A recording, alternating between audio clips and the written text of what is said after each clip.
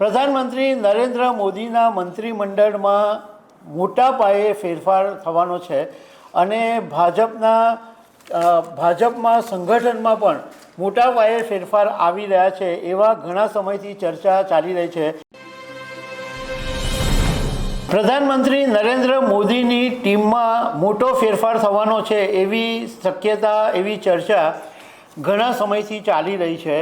હવે એક અંગ્રેજી અખબારમાં એક વિશ્લેષણ સામે આવ્યું છે કે પ્રધાનમંત્રી નરેન્દ્ર મોદી કામરાજ પ્લાન અમલમાં મૂકી શકે છે।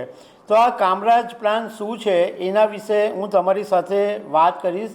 મારું નામ રાજેશ શાહ છે અને તમે જોઈ રહ્યા છો ગુજરાતના સૌથી મોટા ડિજિટલ ન્યૂઝ પ્લેટફોર્મ ખબરછે.com। પ્રધાનમંત્રી નરેન્દ્ર મોદીના મંત્રીમંડળમાં મોટા પાયે ફેરફાર થવાનો છે અને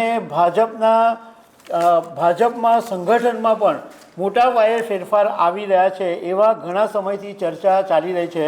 ઘણા રાજકીય વિશ્લેષકો પોતપોતાની રીતના ધારણા પણ રજૂ કરી રહ્યા છે।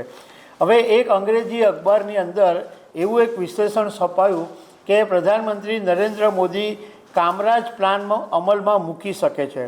તો આ કામરાજ પ્લાન શું હતો એના વિશે હું તમને થોડીક વાત કરું તો પહેલાં તો કે કામરાજ કોણ હતા એ તમને થોડુંક જણાવી દઉં તો કુમારસ્વામી કામરાજ એ ભારતના સૌથી પ્રભાવશાળી કોંગ્રેસ નેતાઓમાંના એક હતા અને એમણે આ જે મિડ ડે મિલ આપણે જોઈ રહ્યા છે એમની શરૂઆત એમણે કરાવેલી અને રાજકારણની અંદર એમને કિંગ મેકર તરીકે ઓળખવામાં આવતા હતા। પૂર્વ પ્રધાનમંત્રી જવાહરલાલ નહેરુનું અવસાન થયું ત્યારે પ્રધાનમંત્રી તરીકે લાલ બહાદુર શાસ્ત્રીને 1964માં નામ સજેસ્ટ કરવામાં કામરાજનું મહત્ત્વનું ભૂમિકા હતી અને 1966માં ઇન્દિરાને વડાપ્રધાન બનાવવામાં પણ એમની ખાસી એવી મોટી ભૂમિકા હતી।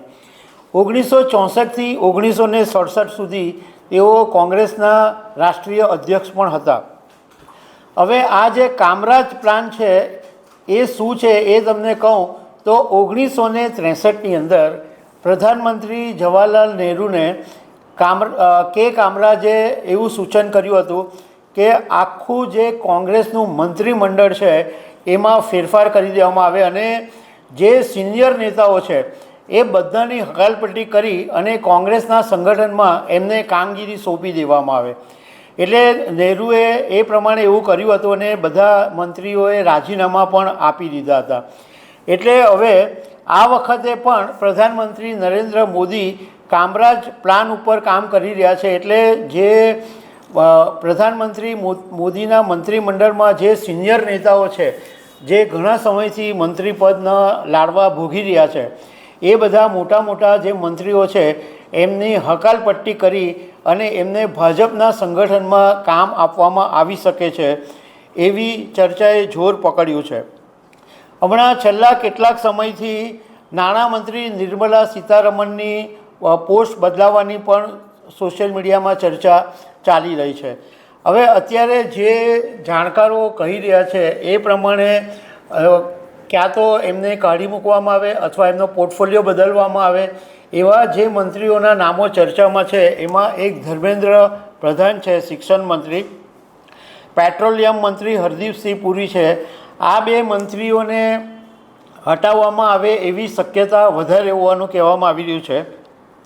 આ ઉપરાંત નિર્મલા સીતારમણનો નાણાં મંત્રાલયનો પોર્ટફોલિયો બદલાઈ શકે છે।